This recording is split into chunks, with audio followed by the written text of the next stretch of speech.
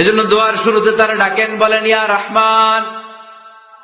সবাই পড়েন ইয়া রহমান, ইয়া রহিম, ইয়া গফুর, ইয়া গফফার, ইয়া সত্তার, ইয়া জব্বার।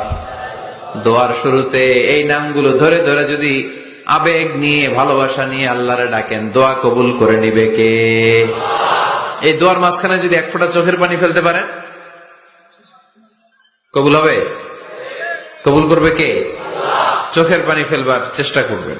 নিজেকে যত ছোট করে আল্লাহর কাছে উপস্থাপন করা যায়, যত ছোট করা যায় নিজেকে। আল্লাহর হাবিব সাল্লাল্লাহু আলাইহি ওয়াসাল্লাম মহাবিশ্বের শ্রেষ্ঠতম মানুষ, তিনি দোয়ার সময় আল্লাহরে বলতেন, আল্লাহুম্মা ইন্নী আবদুক, আল্লাহ আমি আপনার দাস, আমি আপনার গোলাম। ওয়াবনু আবদিক, গোলামের ঘরের গোলাম। ওয়াবনু আমাতিক, দাসীর ঘরের গোলাম, বান্দির ঘরের গোলাম। আমার বাবা আব্দুল্লাহ আপনার গোলাম, আমার মা আমেনা আপনার দাসী। সুবহানাল্লাহ পড়বেন না?